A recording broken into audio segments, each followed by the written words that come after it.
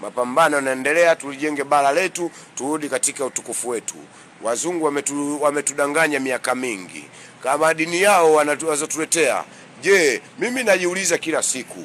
Wameleta Ukristo, wameleta Uislamu. Uislamu una branchi, Ukristo una branchi. Ukristo una Katoliki, Ukristo una Protestanti, Ukristo una Mormoni, Ukristo una Lutherani, Ukristo una Presbyterian, Ukristo una many branch ministries, warokole somewhere. Na huku upande wa so called Arabu wao wana nini? Wana Shia, wana Sunni, wana Ahmadiyya.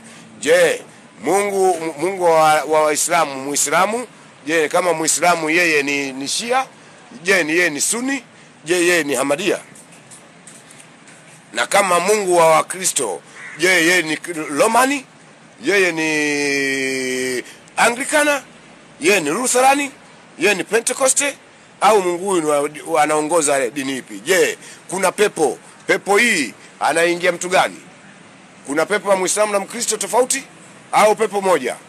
Wote mnaigombania hiyo, lakini kwa njia tofauti. Je, wale mliowapa elimu hiyo kwamba kuna dini zenu ndio zeta wokovu, wao wafuate dini ipi?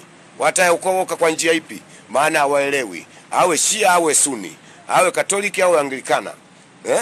Ukweli ni upi ndugu wana dini? Majua mna